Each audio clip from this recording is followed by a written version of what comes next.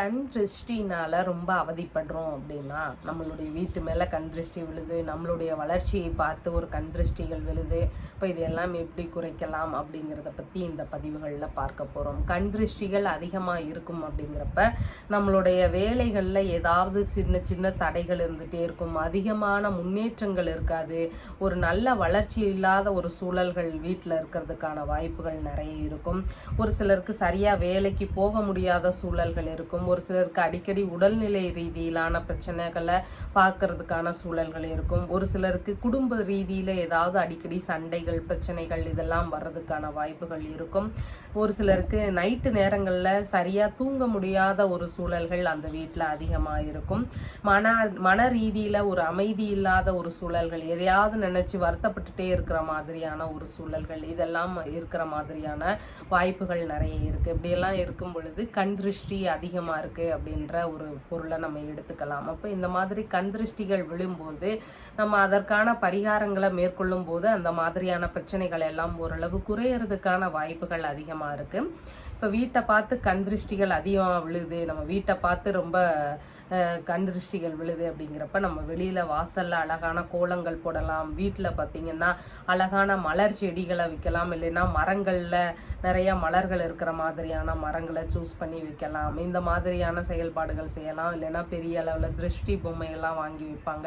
அழகான ஓவியங்கள் இருந்தது அப்படின்னு சொன்னால் வீட்டை பார்க்காம நம்ம வீட்டை சுற்றி இருக்கிற பொருட்களை பார்த்துட்டு அவங்க வேகமாக நகர்ந்துருவாங்க. அந்த நேரங்களில் கண் திருஷ்டிகள் குறையிறதுக்கு வாய்ப்புகள் நிறைய இருக்கு. மேலும் வீட்டில் சாம்பிராணி தூபங்கள் போடும்போது அதில் வெண்கடுகு போட்டு நம்ம கொஞ்சம் வீடு முழுக்க காமிச்சோம் அப்படின்னு சொன்னால் அதுலேயும் கண் திருஷ்டிகள் குறையிறதுக்கான வாய்ப்புகள் இருக்குது. தேவையில்லாத கெட்ட சக்திகள் வீட்டிலேருந்து வெளியேறதுக்கான வாய்ப்புகளும் இந்த வெண்கடுகு பரிகாரங்களில் அதிகமான பலன்கள் தரக்கூடியதாக இருக்கிறது.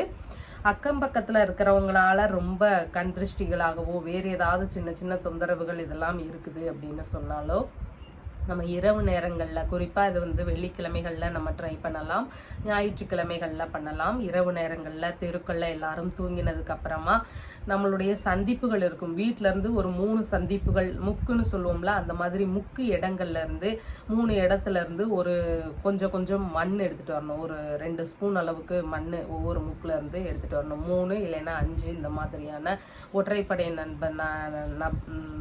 நம்பரில் நம்ம மண் எடுத்துகிட்டு அதை அரிசி அளக்கிற உலக்கில் போட்டு அதை கூட கொஞ்சம் கல்லுப்பு, கொஞ்சம் வத்தல், காஞ்ச வத்தல் இருக்கும்ல, அதையெல்லாம் போட்டு வீட்டில் இருக்கக்கூடிய நபர்களை கிழக்கு பார்த்து அமர வைக்கணும்.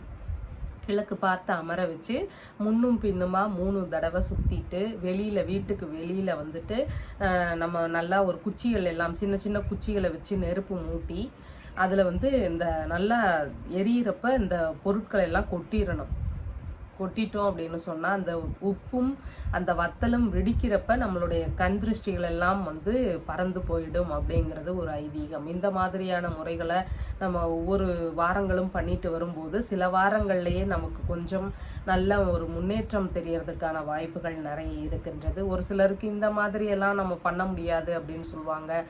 வீடுகள் அந்த மாதிரி வசதிகளில் இல்லை அப்படின்றவங்களுக்கு கல்லுப்பு போட்டு மஞ்சள் போட்டு நம்ம குளிக்கிற தண்ணியில் கலந்து அதுக்கப்புறமா நம்ம அதில் குளிச்சிட்டோம் அப்படின்னு சொன்னால் நம்மக்கிட்ட இருக்கிற அந்த நெகட்டிவ் வைப்ரேஷன்ஸ் எல்லாம் போயிடும் அப்படிங்கிற ஒரு முறைகளும் இருக்குது. ஆனால் இந்த மாதிரியான பரிகாரங்களை மேற்கொள்ளும் போது இதில் நிறையா ஒரு முன்னேற்றங்கள் கிடைக்கிறதுக்கான வாய்ப்புகளும் நிறைய இருக்குது. அதனால் இந்த மாதிரியான விஷயங்களை ட்ரை பண்ணி பாருங்கள். தேங்க்யூ.